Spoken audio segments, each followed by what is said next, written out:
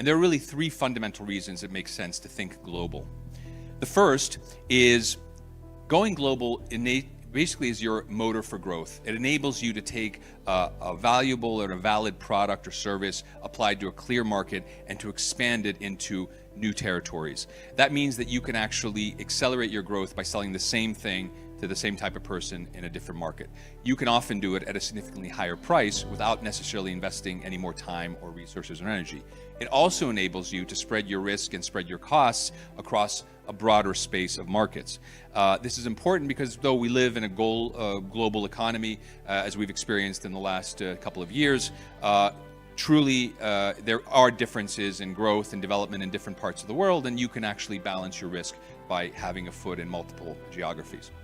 And finally, it's a great way to attract fantastic talent. The best people want to work for global companies. They want to build internationally significant businesses. And so your ability to build a global business will ensure that you actually attract the best people to your company.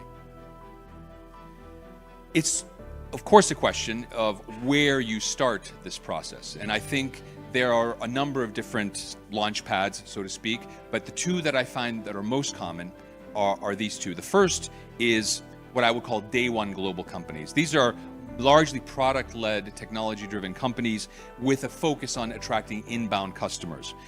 There's no general geographic focus. They speak to everybody around the world, but there tends to be some regional traction, some ability to break through and speak to clients in particular geographies around the world.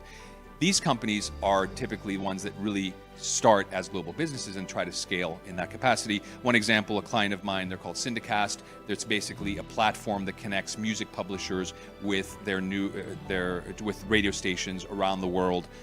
Works very well and is scaled very quickly. A second type of starting point is what I would call a market by market approach. This is where you actually are present in a single market. Normally, I would expect this to be an enterprise sales or direct sales driven company.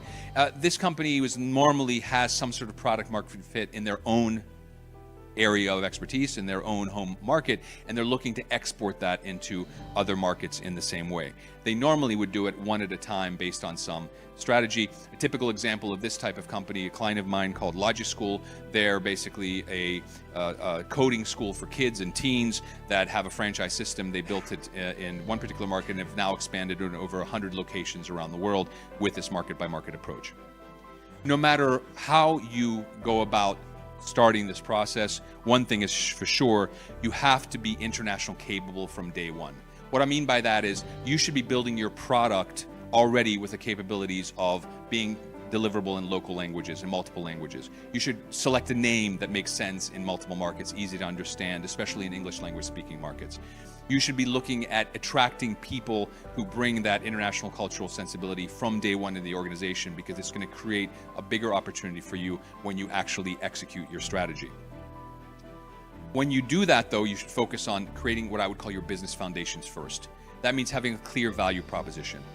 What problem are you solving? In what way? For who? And why are you better than the competition? You should have your product offering clear. What is it that you're actually selling from a business model, pricing, and packaging standpoint that your customers can say yes to easily? And finally, make sure that your message is very much client-focused, not me-focused, and it clearly and explicitly states what problem you solve and why your target customer should take action to take advantage of that particular solution that you're offering. In addition to such practical elements, make sure that you are absolutely committed in mind, body, and spirit. Building a global business is a difficult path to follow, and you have to be committed to go through the ups and downs associated with it, probably even more than if you were just building a smaller business in your home market. If you're not ready to build a global business in your head, then you won't be able to do it in practice.